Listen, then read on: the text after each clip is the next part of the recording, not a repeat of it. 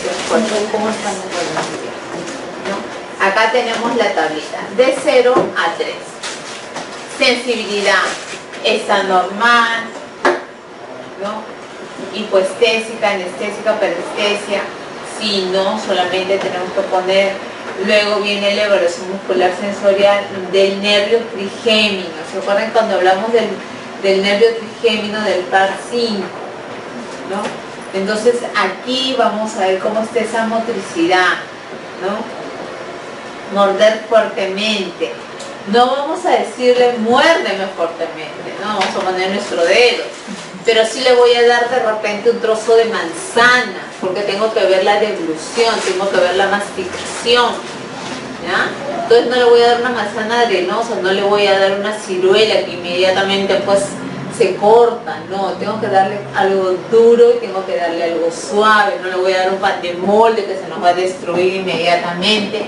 Al solamente poner los labios ya hubo corte. Aquí no, aquí tengo que buscar que haya movimiento exacto, ¿no? En la parte sensorial, el tacto, ¿no? Voy a trabajar con algodón, voy a trabajar para el dolor, voy a un ligero pinchazo con un alfiler, no le voy a clavar el alfiler, una cosita así, ¿no? Temperatura, vamos a trabajar frío caliente, ¿no? De repente llenamos, si no tenemos estos colpas fríos, de repente llenamos un globo de carnavales, ¿ya? Un globo de carnaval y lo ponemos a que enfríe, no un hielo, sino un globito de carnaval, ¿ya? A que enfríe. Y luego tenemos una mantita caliente para trabajar frío caliente. ¿Cuál está frío? ¿Cuál está caliente? Cuando nosotros hablamos de la motricidad de los músculos inervados del nervio trigémino, ¿se acuerdan que hablábamos que era toda esta zona? O sea, caía, ¿no? Toda esta zona. Entonces, miren, la parte oftalmológica, maxilar mandibular, tacto, dolor, temperatura. ¿Cómo está? Esta parte de acá nos la va a dar nuestro informe médico. Esa parte la tenemos que sacar del informe médico, porque por el nervio trigémino pueden haber alteraciones a nivel visual, ¿ya? Entonces por eso nos piden el oftalmólogo. Maxilar mandibular nos lo va a decir un odontólogo, un estomatólogo, ¿ya? Maxilar.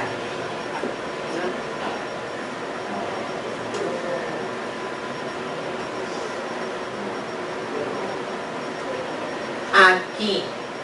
También vamos a ver nuestra lengüita. Están divididos los sabores. No toda nuestra lengüita tiene todos los sabores, ¿no? Entonces aquí vamos a ver, la parte amarga es la parte de acá atrás, ácido agrio en los laterales, ¿no? El umami, que es supuestamente el sabor del Ajinomoto, ¿no? Que está al medio. El salado en los laterales pero hacia adelante. El dulce es toda la puntita. Entonces, ¿qué va a suceder? Nosotros vamos a trabajar con hisopos, ¿ya? Nosotros vamos a diagramar en nuestra mente esta imagen y vamos a ir probando, ¿ya? Si sienten el sabor que le estamos poniendo en esa zona. ¿Cómo lo sentiste? ¿Qué era? Dulce, salado. Porque hay personas que en un determinado momento solo sienten en dulce, los demás no. Entonces hay otras personas que te pueden decir sí está rico, pero no le sintieron ningún sabor, sino que empiezan a trabajar el olfato y por el olfato empiezan a poderte decir entre comillas lo que están comiendo, pero a nivel de gusto realmente no lo están sintiendo, ¿ya? Entonces tenemos que trabajar con eso. Esto, en algunos casos, también nos lo trae el informe médico, en algunos casos, no siempre. ¿Ya? No siempre se lo trae el informe médico. Aquí vamos a ver la parte del nervio facial, la praxia, ¿no? Ese par 7 que era nervio facial, aquí lo vamos a ver. Arruga la frente, mira el techo, cierra los ojos herméticamente, fruncimiento de la frente, elevación de las cejas, fruncimiento del puente de la nariz, cierre de los labios, compresión de las mejillas, elevador del ángulo de la boca, elevación del labio superior, dilata las fosas nasales, elevación y lateralización del ángulo de la boca, protrusión del labio superior, depresión del labio inferior y el ángulo de la boca, depresión y lateralización del labio inferior. Aquí igual lo tengo de 0 a 3. Nosotros ya vimos arriba nuestra tablita de 0 a 3, lo hace en 3, no lo hace en 0. ¿No? Entonces, esto son básicamente las praxias, los movimientos que nosotros debemos de exigirle a nuestro paciente para que pueda... Ay, es una araña, no.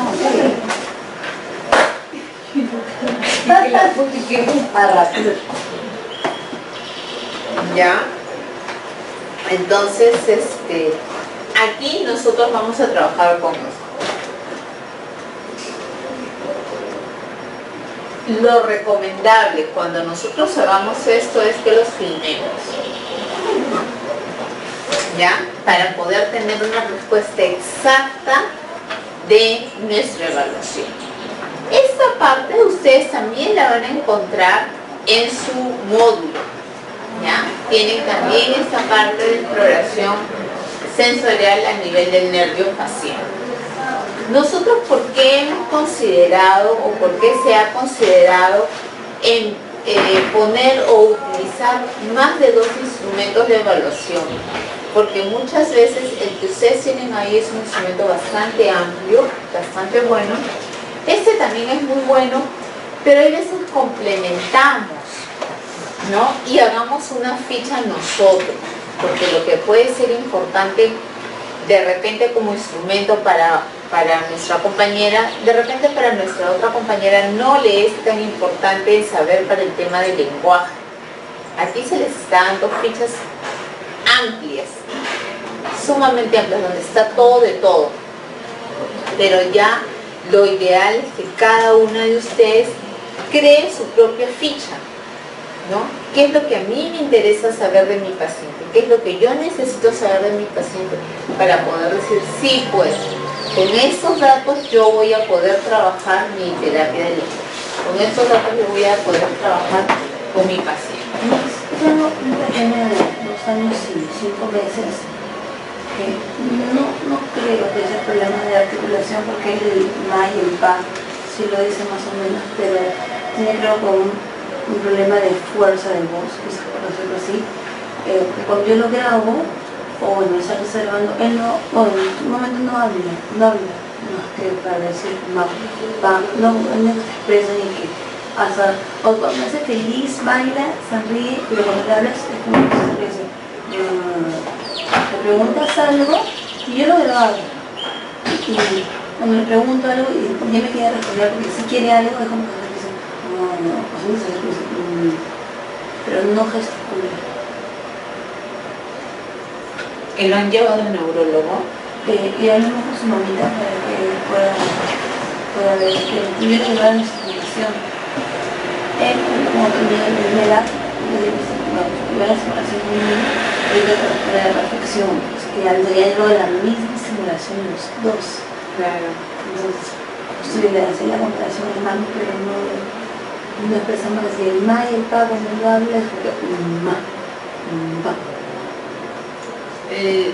Lo que pasa es que necesitas necesariamente una evaluación neurológica, porque aquí no vamos a poder saber, no tiene frenillo, hay movilidad exacta de la lengua, movilización de labios, o sea, todo está correcto, necesitas un informe de neuropediatra por la edad. Sin eso no hay forma de que nosotros podamos decir, haz esto, intenta con esto, o lo ideal sería que hagas, no, porque necesitamos saber qué tiene exactamente. Porque inclusive si solamente fuera de motricidad oral, o sea que todos sus órganos bucofanatorios estén hipotónicos, también te lo dice una vez. O sea, nosotros no lo vamos a poder medir, ellos lo van a tener que medir. Bueno, cuando nosotros hablamos de la parte sensorial, bueno, acá se les está diciendo qué cosa le van a dar: azúcar, sal, vinagre. Vamos a ver el tema de la deglución, ¿no? ¿Cómo es esa deglución? Si solamente se lo muerde y lo traga, o lo muerde y lo mastica, lo muerde y lo mastica un poco y lo traga, lo muerde, lo mastica y lo pulveriza ¿no? Entonces, tenemos que observar eso, es muy importante, porque hay pacientes que entonces solamente pasan el trono. Entonces tenemos que buscar si lo mordió, lo pulverizó, bueno, sí, lo pulverizó y lo pasó.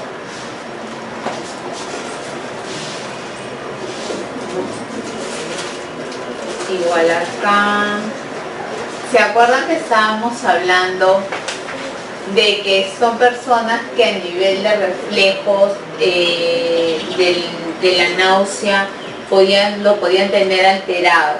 Entonces, eso también lo tenemos que ver. ¿Por qué? Porque muchas veces tenemos que hacer, suponiendo que se han alterado los sonidos G, J, tenemos que hacer gárgaras para que nos salga, para mejorar esos sonidos, para que salgan esos sonidos. Entonces, nosotros necesitamos trabajar esto, ¿no? Para poder saber si está alterado a nivel nauseoso.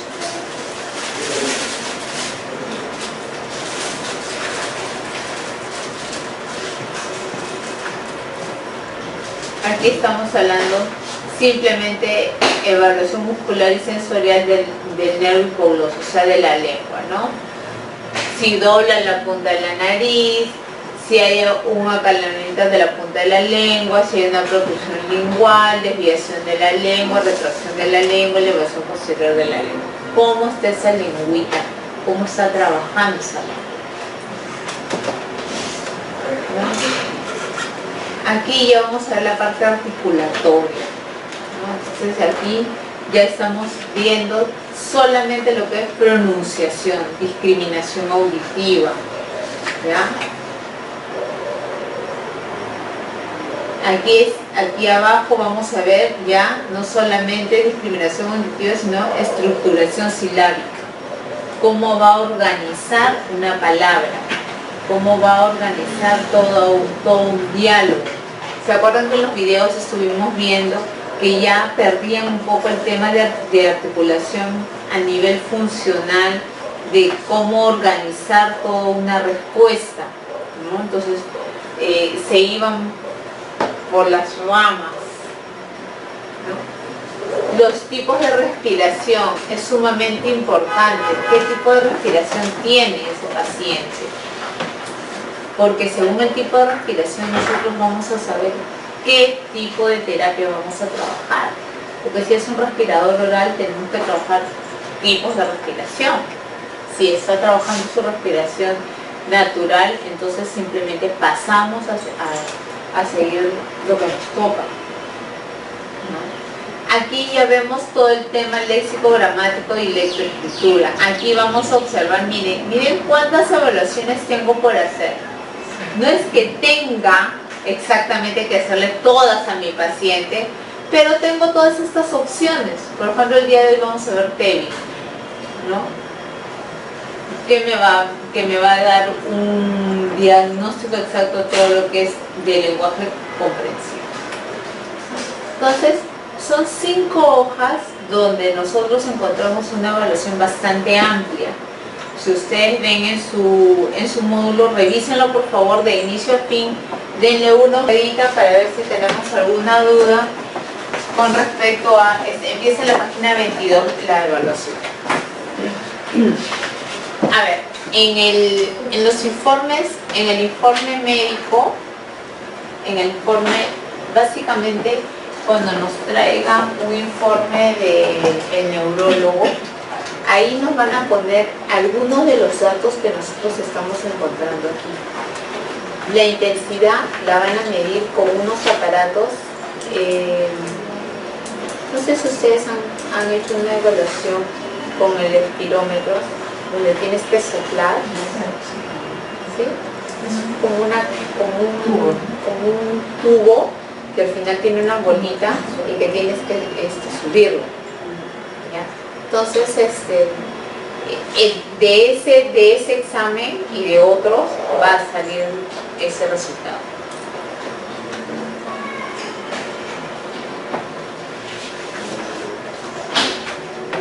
Entonces, ¿esos resultados ya me dan informe médico? Sí. Esos resultados, en el caso de Disartre, los estuvimos hablando al inicio, básicamente los vamos a recibir de un informe neurológico, pero no va a venir un informe solo. Normalmente viene acompañado de un informe maxilofacial, viene de un informe también del otorrinolaringólogo, que ahí es donde van a hablar de entonación, intensidad de voz, todo eso, porque ahí les va a dar cómo es la respiración, restos auditivos, ¿no? Restos o rasgos auditivos, les van a dar básicamente todo, les van a dar un mapa de su paciente, donde ustedes van a empezar a coger y van a empezar a llenar. Por eso les mencionaba, ambas evaluaciones, ustedes en su mayoría van a recoger los datos. No se los va a contar el paciente, no se los va a contar un familiar del paciente. Es un informe que les tienen que entregar para que ustedes salgan.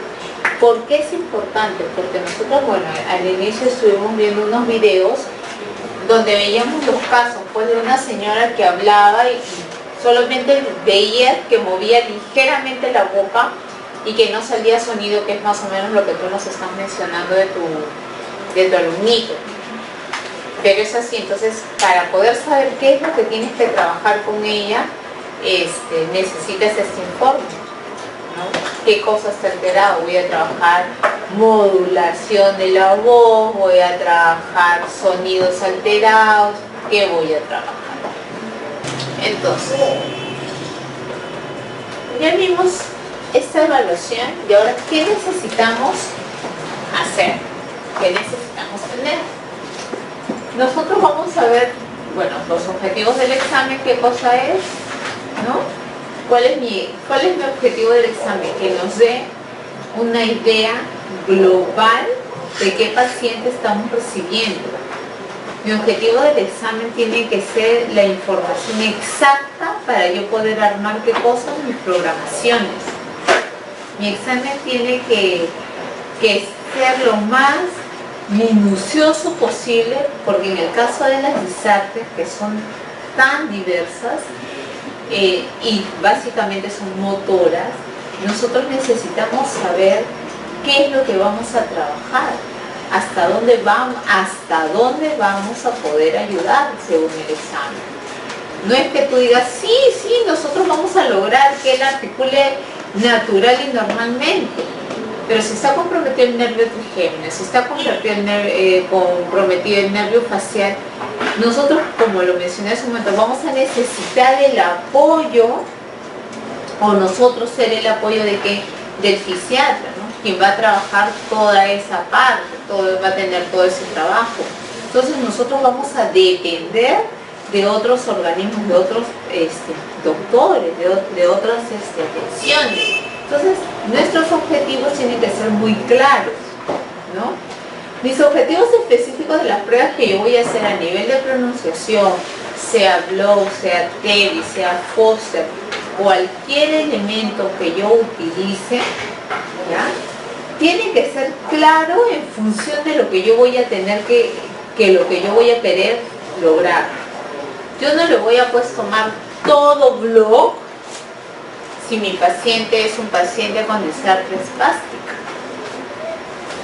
porque sé que los problemas de pronunciación van a ser exageradamente fuertes a nivel de pronunciación. Pero a nivel de comprensión, a nivel de la parte pragmática, del uso del lenguaje, sí me va a ser útil, ¿ya? Entonces, tengo que ir midiendo qué es lo que yo voy a utilizar. En el caso de Blow, nosotros no necesariamente tengo que tomarlo todo, puedo tomar un área, ¿no? Voy a decir, no, quiero solamente la parte semántica, quiero solo la parte pragmática, solo la morfología. Entonces yo puedo decidir qué tomar. En el caso de Teddy no, en el caso de Teddy es una evolución solamente del lenguaje comprensivo que vamos a ver ahora.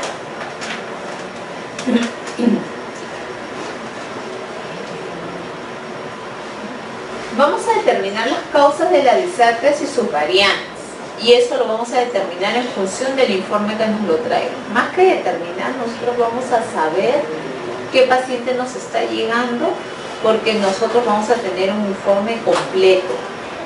No pidamos solamente el informe neurológico, pidamos el informe completo, donde todos los profesionales que han ingresado a trabajar con ese paciente nos puedan dar información.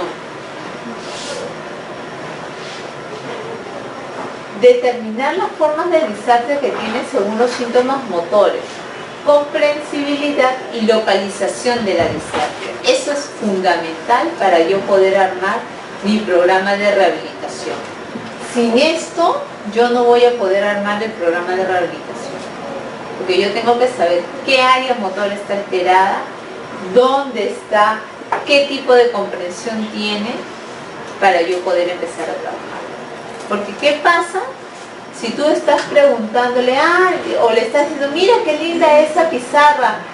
Sí, pues, es que yo quiero las cortinas azules. Entonces, no hubo comprensión de nada. Entonces, tengo que ver de dónde voy a empezar, ¿no? El diagnóstico diferencial, como otros trastornos similares, también es muy importante, porque como también lo veíamos al inicio, son personas que van a ser muy lábiles, son personas que van a pasar de un estado emocional crítico a un estado emocional de repente tranquilo. En un momento están muy molestos, en otros momentos están felices, en otros momentos están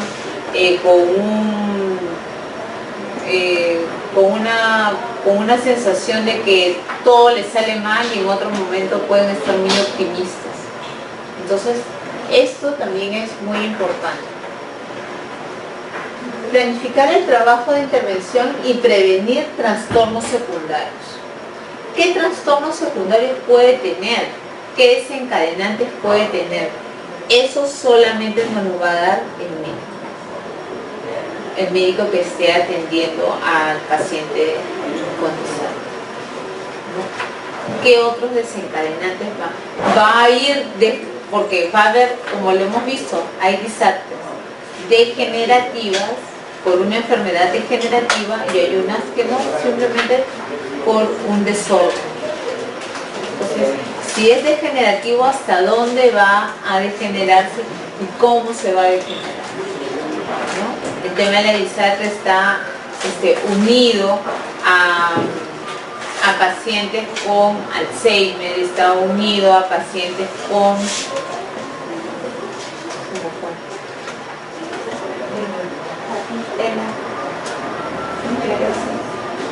esclerosis, no, pero Parkinson, ¿no? Entonces son en algunos casos, bueno, en casi los 3 casos son degenerativos, ¿no? Entonces tenemos que prevenir.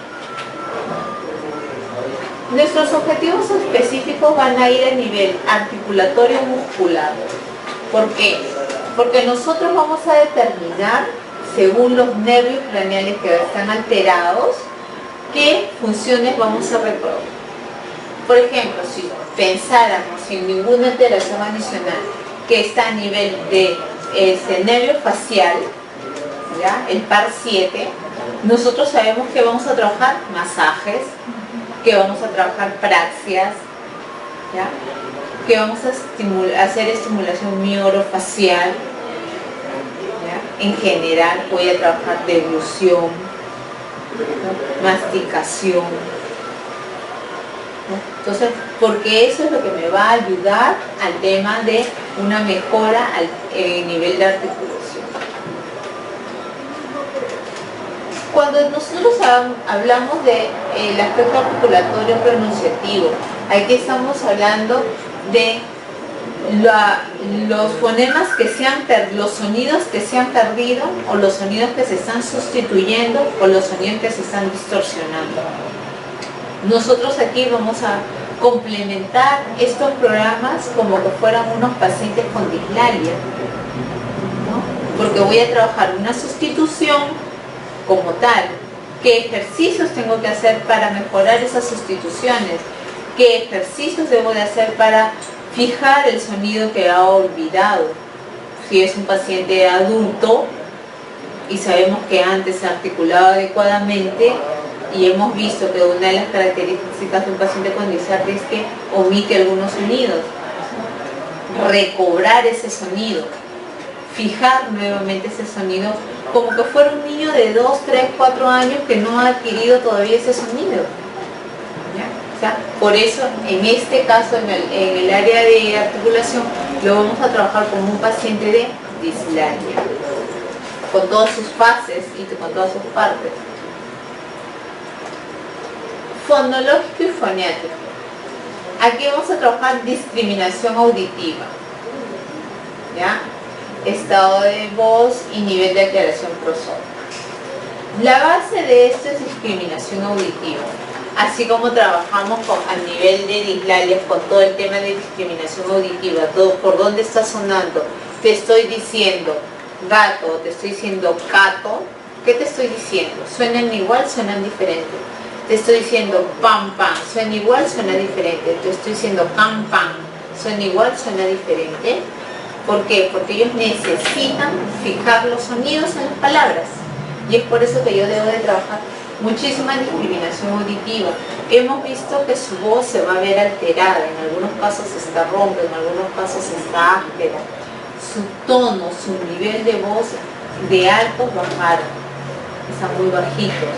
Voy a empezar a trabajar los niveles de voz, ¿no? Entonces, todo eso lo tengo que trabajar aquí en el aspecto fonológico y foniátrico.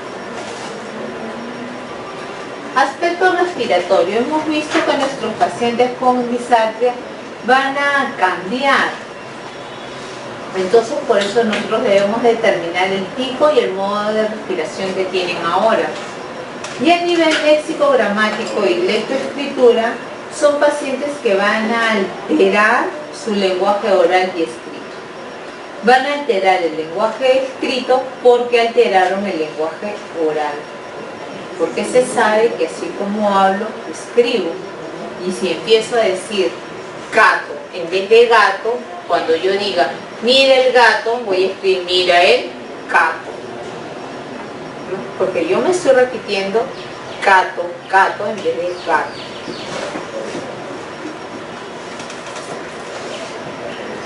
¿Qué debo de determinar? Las causas y las formas de la disartria. Vamos a determinarlo con qué. Nuestros datos anamnésicos van a desarrollarse en el caso de un niño con disartria, de un niño pequeñito con disartria. Debo de preguntar y estar muy seguro del desarrollo temprano del lenguaje. ¿Cuándo empezó a hablar? El paciente con disartria básicamente es un paciente que retarda en hablar, que no habla a los 10, 11, 12 meses. Es un niño que de repente hasta los 3, 4, 5 años no hay lenguaje, ¿no? Antecedentes neurológicos de la familia, eso es muy importante, ¿no? Duración del embarazo. si nació a término, si nació antes, con cuántas semanas, cómo fue su maduración después de haber nacido, si es que nació antes, ¿no? Enfermedades de los primeros años de vida. Cuando hablamos de los primeros años de vida estamos hablando hasta los 5 años. ¿Qué tipos de enfermedades? ¿Qué tipo de operaciones? Desarrollo temprano motor y de lenguaje.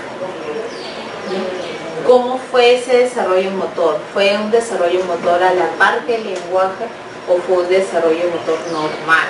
Porque como dicen, no, sí, él fijó, él levantó la cabecita al mes y medio, él se sentó a los 4, 5 meses, 6 meses empezó a gatear, 7, 8, 9 meses empezó a quererse parar, empezó a dar sus primeros pasitos a los 11, 12 meses, empezó a caminar. Ese es un desarrollo motriz normal. Entonces tenemos que ver si aquí hubo un trastorno en ese desarrollo, ¿no? Cuando preguntamos aquí lenguaje, ¿cuándo empezó la sonrisa? ¿Cómo era el llanto? Miren hasta dónde me estoy yendo. No estoy preguntando los 3 al año. ¿Cómo empezó la sonrisa? ¿Cómo fue esa sonrisa? Esa sonrisa fue una sonrisa de comunicación. ¿Ese llanto fue para decirte algo en especial o simplemente lloraba y todo el llanto era igual? Porque nosotros sabemos, las que son mamis, los llantos no son iguales. Tengo un llanto de desesperación y angustia, tengo un llanto de que tengo ganas de llorar, tengo un llanto de hambre, tengo un llanto... ¿Cómo fue su llanto? ¿Cuándo empezaron a jugar con la saliva? ¿Cuándo empezó los gorgoritos, los sonidos, las sílabas? Tengo que preguntar todo eso aquí, en el desarrollo temprano motor y de lenguaje. ¿Qué otros datos voy a necesitar de otros especialistas? Cuando estoy hablando de un pequeño, del pediatra, de un neuropediatra si es pequeño y un neurólogo si es adulto, y otros especialistas que ya lo hemos mencionado, ¿no? En algunos casos, si ha sido por un accidente cerebrovascular, un derrame cerebral, un tumor en el cerebro, un accidente, ¿no? ¿Qué otros especialistas van a ingresar para ese diagnóstico? Aquí ya es la evaluación logopédica, ¿no? Estructura y funciones de los órganos bucofonatorios o articulatorios. Cuando yo digo de los órganos articulatorios o bucofonatorios, ¿a qué me estoy refiriendo? ¿A qué órganos? ¿Qué tengo que observar? ¿Qué voy a observar? ¿A qué órganos me estoy refiriendo?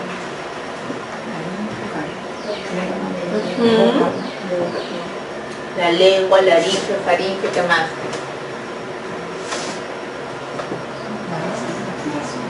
Muy bien, la nariz, ¿qué más?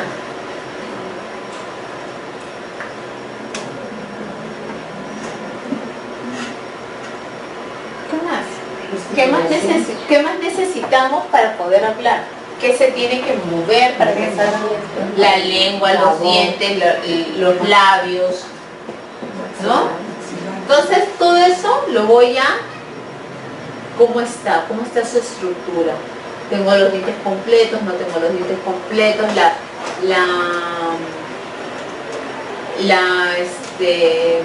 La apertura nasal está adecuada, no está adecuada.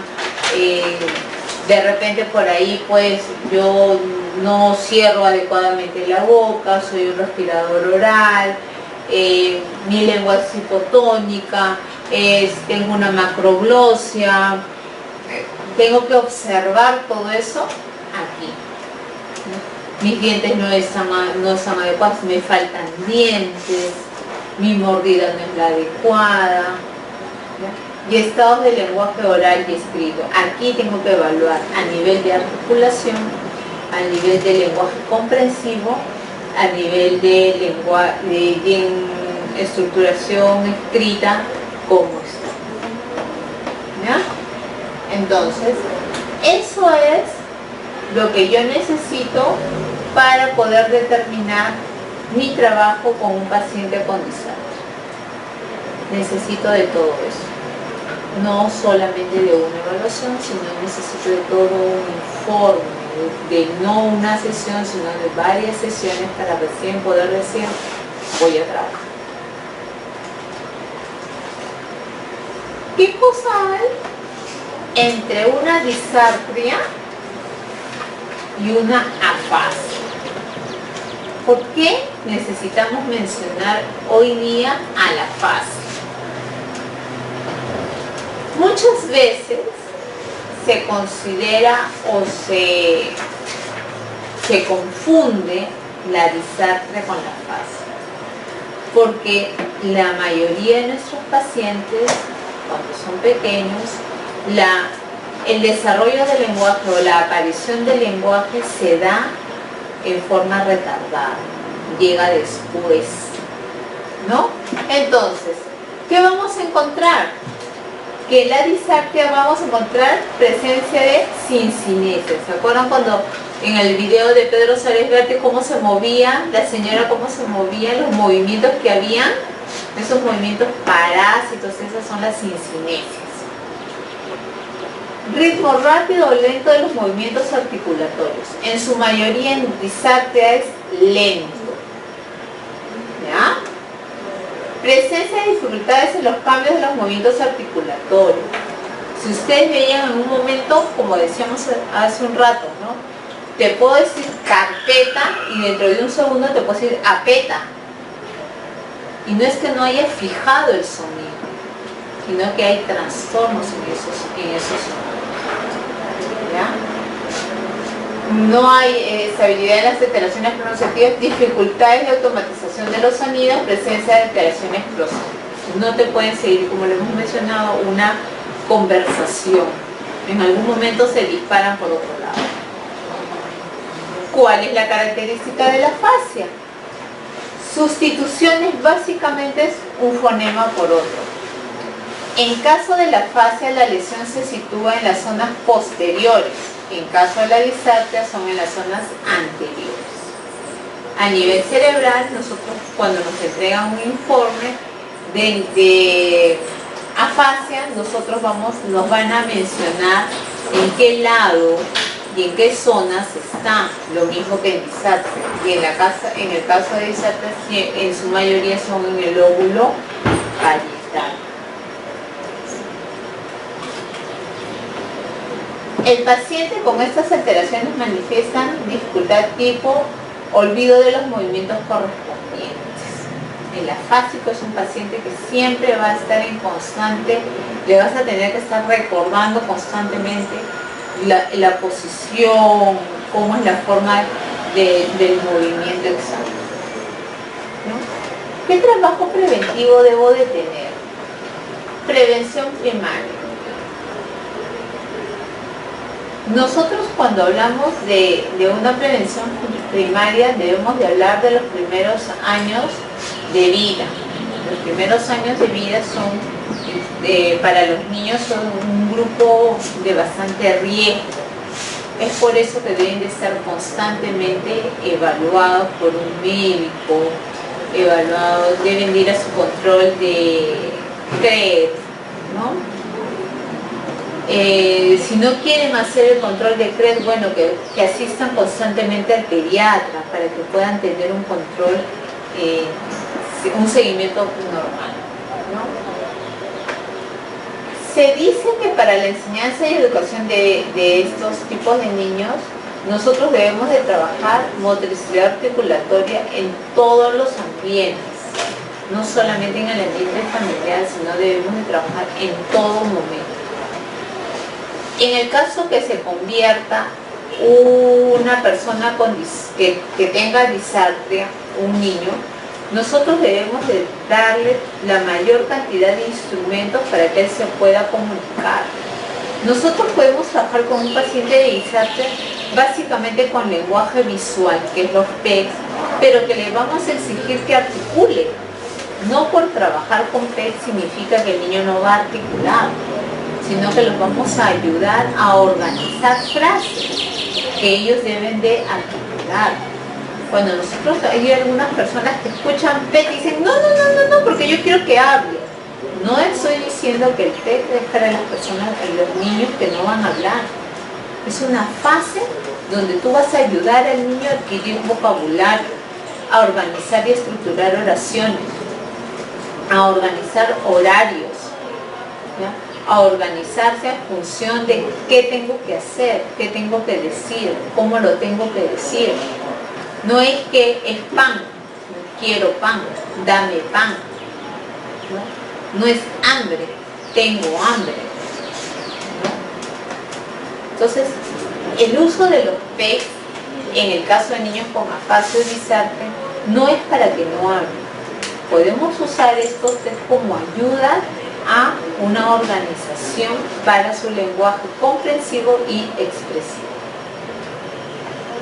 ¿Ya? Una prevención secundaria y terciaria incluye, ¿ya?, que las secuelas de disartria a nivel motor, pedagógico, psicológico nos van a producir daños en algunos casos irreparables, pero que nosotros debemos de enseñarles a que ellos pues vivan con eso, ¿no? Entonces, ¿qué actividades vamos a desarrollar en el caso de una disartria? La primera es nivel de desarrollo del lenguaje y la edad del paciente. ¿Ya? Es muy importante el nivel de desarrollo con el que ha quedado si es un paciente adulto, la edad, ¿ya? También es muy importante porque imagínense, si le dio a un pacientito pues un ACV, una isquemia cerebral, un pacientito de 80 años, ¿ustedes creen que vamos a poder recuperar, siendo fríos, el 70%? Miren, no estoy hablando del 100%, estoy hablando del 70%, ¿no? Pero ¿qué pasa si le da esta isquemia cerebral, si le da este ACV a un pacientito de 5 o 6 años? Que sí se da. Sí puedo exigir el 100% por la edad, por la plasticidad cerebral todavía, por la ejercitación que yo puedo dar, bueno, por la ejercitación que yo puedo dar, por la estructura de cómo está todavía ese cerebrito madurando, ¿ya? Entonces, yo necesito primero, ¿ya?, el nivel de desarrollo del lenguaje que tuvo antes, ¿ya?, y la edad. Eso tiene que ir unido a al tratamiento y motivación. Y motivación no solamente del paciente, sino de las personas que están alrededor, ¿ya?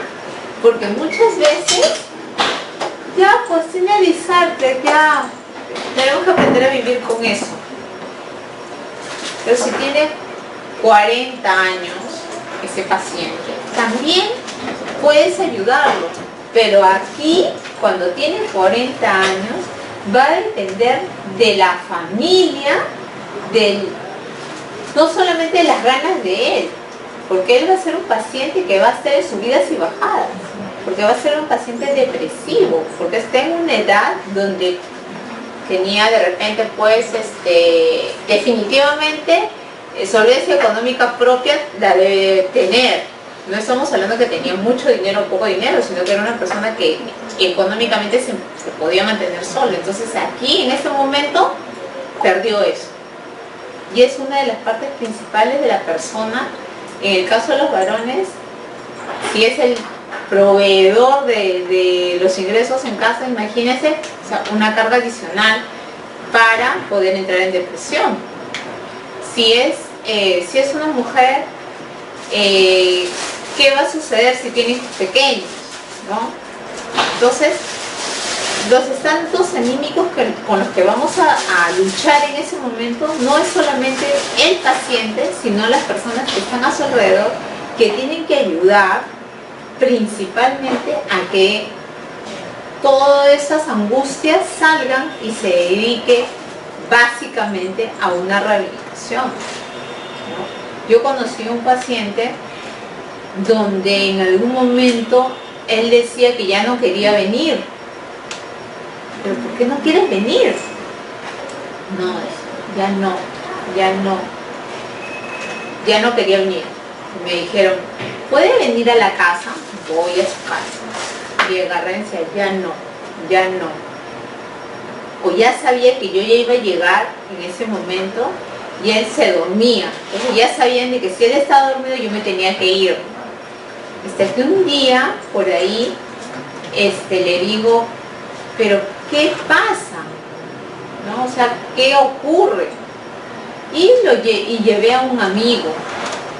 Y le digo, ya no quiere trabajar conmigo. Le digo, ¿puedes ayudarme a intentar saber qué le pasa? Porque estuvo avanzando bien. Y agarra y le dice, mucho cuesta, le dice. O sea, él ya no quería la terapia porque sabía que ese gasto de repente era excesivo para el momento familiar que estaban viviendo, ¿no? Entonces, el ambiente familiar tiene que darles esa seguridad, ¿ya? Y eso es muy importante, porque y nosotros le empezamos a decir, justamente porque cuesta mucho, tienes que avanzar más rápido para yo ya no venir, le decía. O sea, tú ya no me quieres ver, perfecto, yo tampoco te quiero ver, le decía yo, ¿no? Decía, Javier, yo tampoco te quiero ver, pero quiero que hables rápido para yo poder ir y tu familia no gaste, le decía.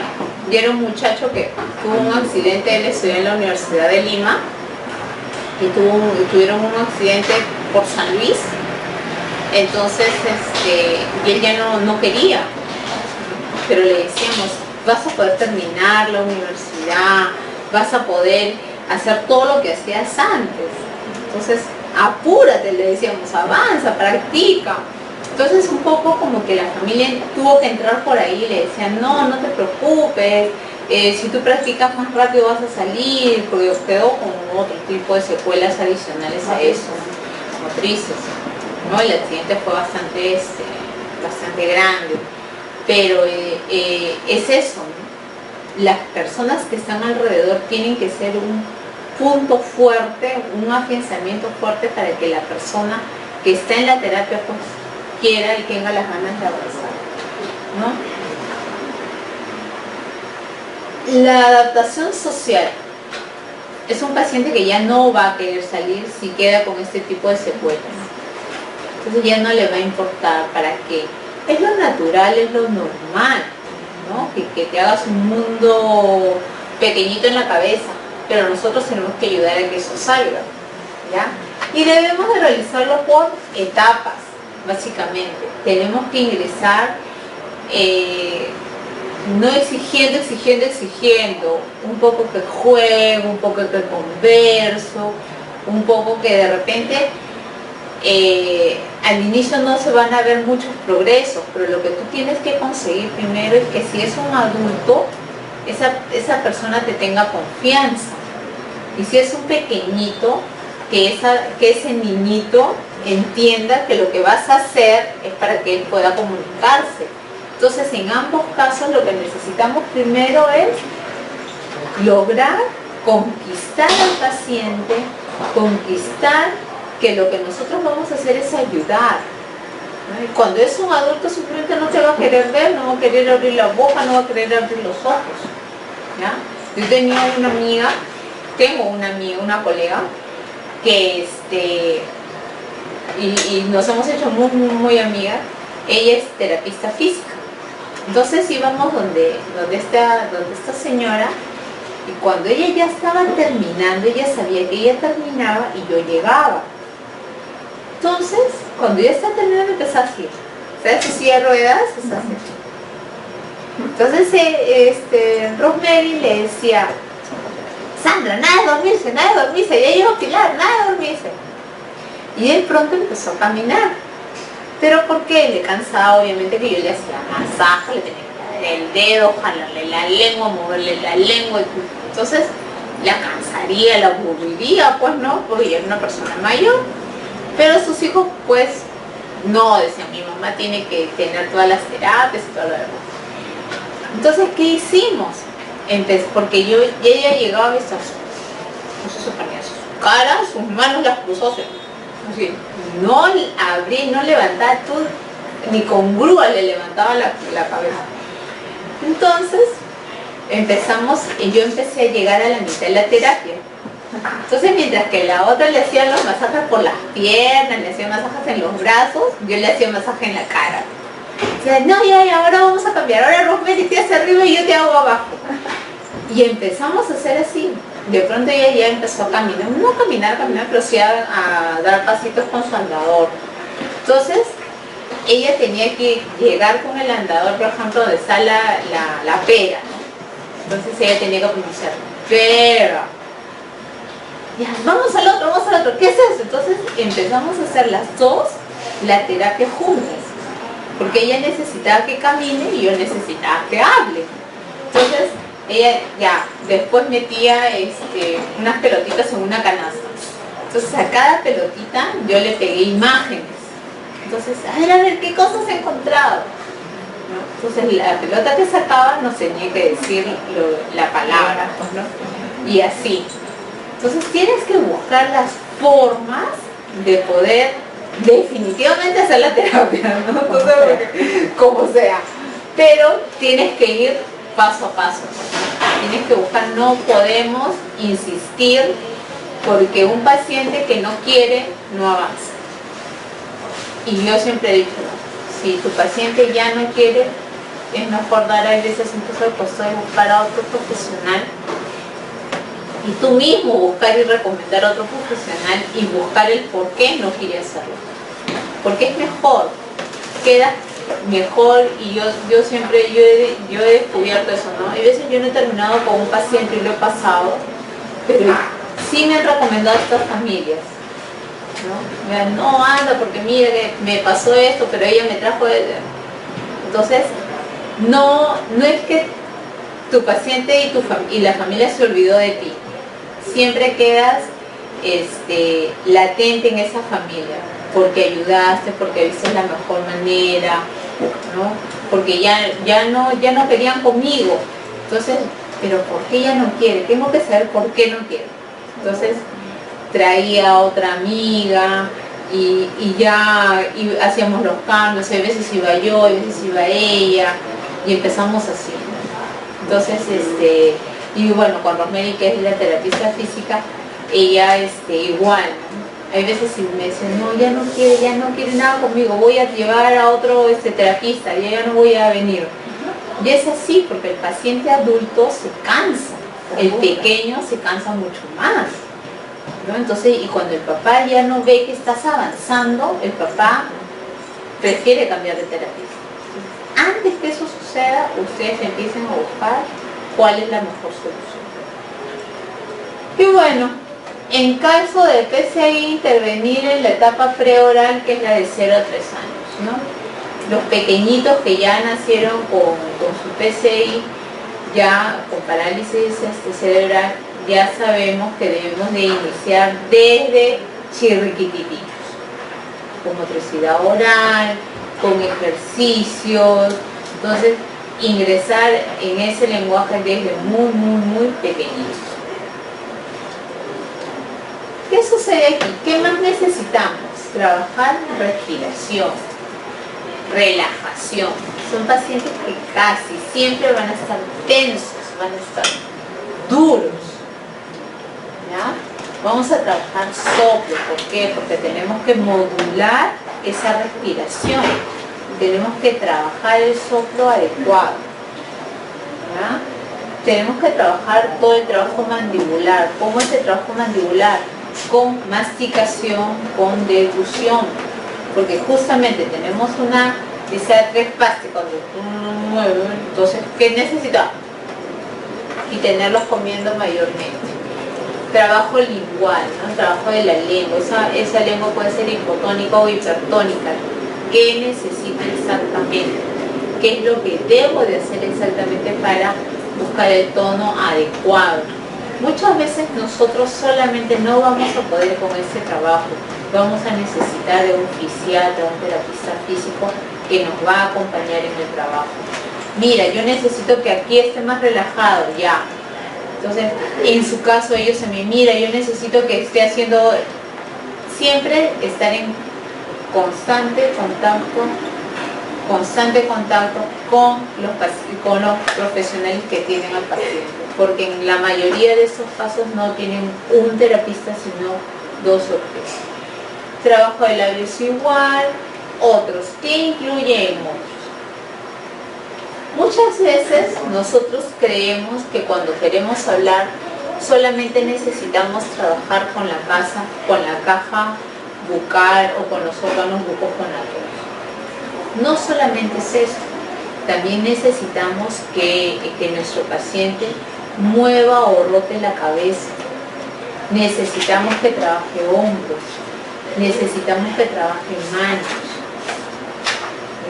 Para hablar no solamente necesitamos la boca y sus componentes, necesitamos otros movimientos. ¿Ya? Eso está en orden. Si yo estoy trabajando con mi paciente, cualquiera de las disartrias que tenga, de repente por ahí pues voy a trabajar que me hable para este lado, que me gire para el otro, que me hable hacia arriba, que me hable hacia abajo. Porque si nosotros nos damos cuenta, cuando tú hablas de frente, la voz sale en un tono. Pero si tú hablas hacia arriba, como estás jalando esto, las cuerdas vocales se están estirando un poco más y la voz no sale igual. Bueno, ahora yo soy medio ronca, pero la voz no sale igual. Si tú estás hablando así, sale como un eco. Y ellos, ¿problemas de qué tienen? Del tono, ¿cierto? Su voz baja, su voz ha cambiado a ser ronca, su voz ha cambiado a ser áspera. Entonces necesito esa ejercitación.